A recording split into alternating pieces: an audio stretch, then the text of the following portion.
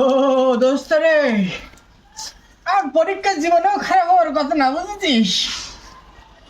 আমি যা পড়ে গেছি প্রশ্ন একদম তাই পড়িছে, কিন্তু প্রশ্ন দেখে পর আমার জন্য মাথার ভিতরে চক্কর দিয়ে উঠলে আমি আর কিছু লিখতে পারলাম না। এটা হওয়ার কারণ কি? কেন যে এরকম আমি বুঝতে পারতেছি না, মাথায় পানি দে। আমার মনে হয় কি জানিস দোস্ত, তোর মাথায় দিচ্ছিস কি জানি? আমার মনে হয় কি জানি দোস্ত জানিস, আমি দুটো মশা মারিছিলাম। মশা মারেলি পরীক্ষার সময়? হ্যাঁ, আমার মনে হয় এরাই অভিশাপ দিয়েছে, যার কারণে আমার পরীক্ষা খারাপ হয়ে গেছে। আর কিছু মারিল না?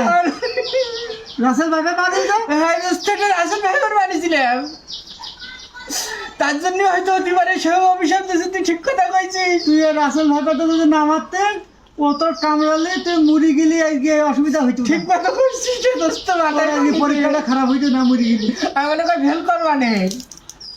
ফেল করলে শর্ট সারে করলি একবার না পারিলে দেখো শতবার। আমি পরীক্ষা দিচ্ছি না, আমি 20 বার পরীক্ষা দিচ্ছি, কেন 80 বার বাকি দিয়েছে।